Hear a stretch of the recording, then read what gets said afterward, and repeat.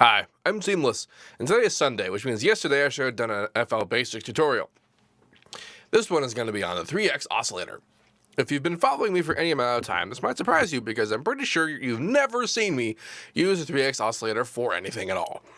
And I'm still not gonna, but I'm gonna talk about what it is because people do like using it and it's kind of a fun thing.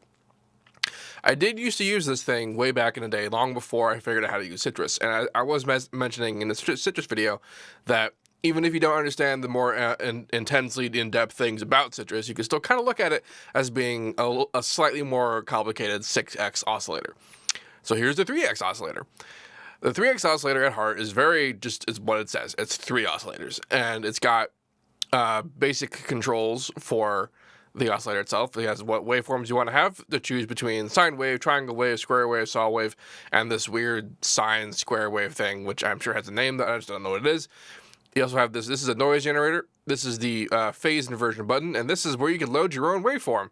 I actually have a waveform loaded up, and I'll talk about that in a second because it's kind of funny. Over here, we have a phase offset, which is lets you offset phase, and over here is detune. So you can detune some saws. We have the pitch, which does it based on semitone, all the way up to the 4 octaves down to 0. Then we have the fine pitch control, and then we have the panning option. There's 3 of them, and the volume, the first oscillator does not have a volume control. You control the volume through the actual channel settings, which is actually true for just about everything else to do with the 3X oscillator, because 3X oscillator is a channel plugin. What I mean by that is that it's integrated into the channel sort of creation as opposed to having its own sort of plug-in universe. It's built very heavily into the channel thing. It's integrated in here with the waveform selection, integrated in here with the instrument properties panel, instrument settings panel, yeah, where all the envelopes and stuff live. And it's very integrated in here with the miscellaneous extra stuff, like this is where you set mono and porta, this is where you set delay and that kind of thing. Like all of that is built into the channel, which is present for everything else that has the channel. It's just that the 3X oscillator can only use that because it's that old. This actually looks new and cool because they refreshed the interface for FL12, but it is still the exact same thing. Nothing functionally changed about it. You can see here it says since 2000, 15 years ago. Damn. So yeah. However, oscillator 2 and 3 both have their own volume control built in, so you can control balance between the 3 of them. It is also an option to enable operator 3 to be an AM oscillator for operator 1, which is, or maybe 2 as well, which is kind of neat. So if you want to do some tricky.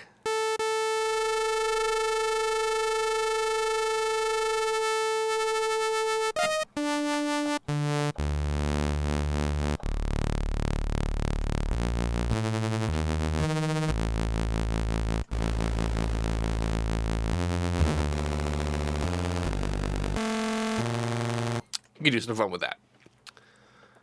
The front panel is pretty much all that I just described. There's not really a lot else going on in there. So the additional waveform thing, this is what you push when you want to not use these waveforms, but use some other kind of waveform. Notice I'm saying waveform, not single cycle waveform. And that's because while it's probably more prudent to use a single cycle waveform, and there is actually extra waveforms just kind of in here. If you go into shapes, we have various other kinds. These are all single cycles or designed to be played as single cycles. But I just loaded in a cowbell sample. And what happens when I play that?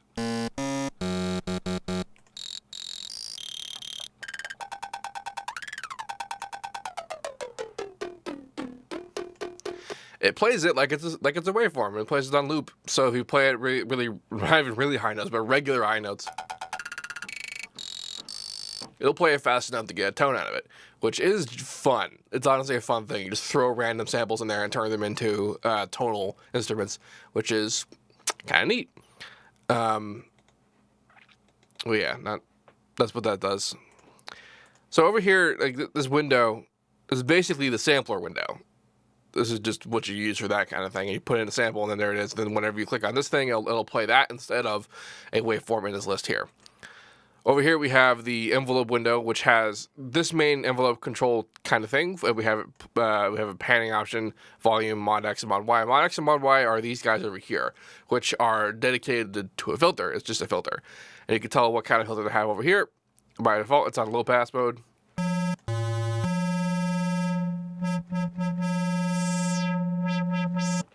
Mod X is cutoff frequency, and mod Y is resonance, or bandwidth, or Q. We also have an LFO built in, which can be attached to stuff, and you can see here how kind of like the tab format for things has sort of started. It looks a bit newer and fresher now because this is the FL12 version, but this doesn't look that different in the previous versions as well, ever since FL4.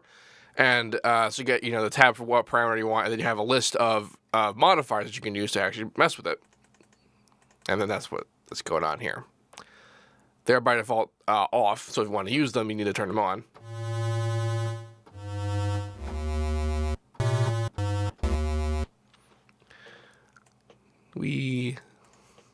And over here we have all the various settings. We have extra level adjustments. And we have the polyphony settings, where it tells you how many voices you can have, and you can also turn on the mono, where you can only have one.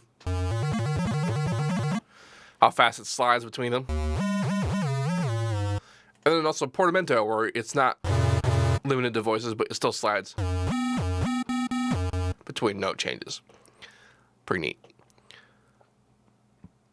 Oh, check it out. We have porta time. Oh, this is different. They have gate and the shifting and swing. Does that apply itself? I guess it does. They did overhaul how to swing works for FL12. We have keyboard tracking and volume tracking. Two different tabs for that. We have the cut group. I'll eventually do a tutorial on just what the sample window did. Did I already do that? I might have. If I didn't, I'm gonna.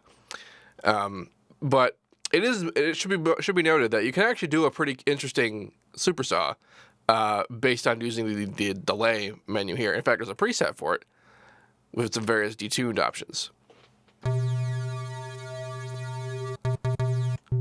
Let's just...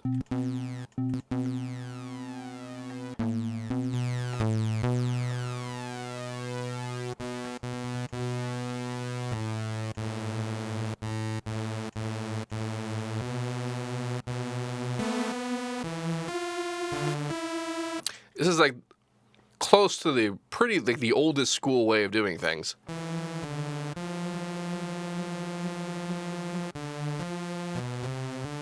Which I find to be super cool. Basically, but the fact that we're actually manually creating our voices in the sense as if we're playing them like a whole bunch of notes at once on the piano. It's doing basically that.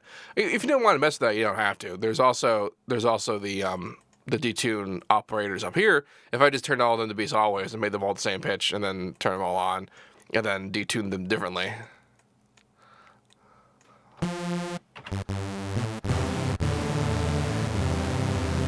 You get like an okay kind of supersaw bass type thing. And you can just make a whole bunch of these. These things, this 3X oscillator is not very process intensive. It's barely process intensive at all. And so it's really meant to be used as either a lot of them and I mean there are also a lot of presets for the 3X oscillator. Somewhere.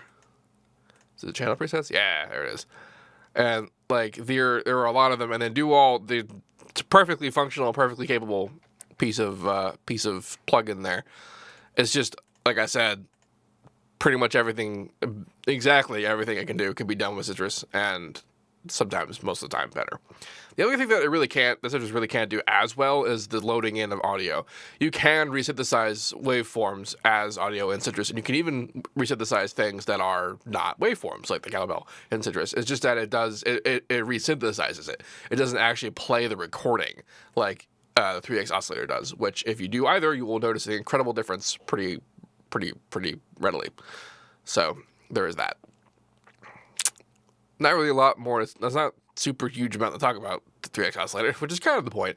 But if you're just starting out, I still sort of recommend that you mess around with Citrus first and like try and get to know that first, because while there's that one piece of functionality I just described as missing from Citrus in a way that's meaningful, everything else about the 3X oscillator is a little kind of weird. It's not as straightforward as the title would imply, just being like, it's just 3 oscillators.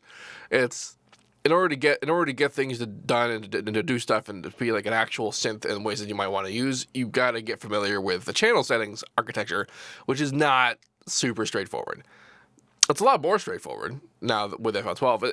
It works exactly the same way as it always has, just as most things in FL12 do. It's just that it looks more inviting in a way that can be visually detectable. That's a weird thing to say, but you know what I mean. It's a bit easier to handle and that kind of thing. But Citrus is still a bit more concise about it.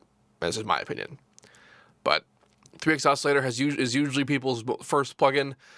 And I'm mentioning Citrus because Citrus used to actually not be included as a free plugin inside the producer edition of FL, but now it is. So if you own the producer edition of FL, then you actually now own Citrus and Maximus. So that means that it's viable to be like your first plugin because the producer edition is generally the edition that people get first when they get FL. So it's there.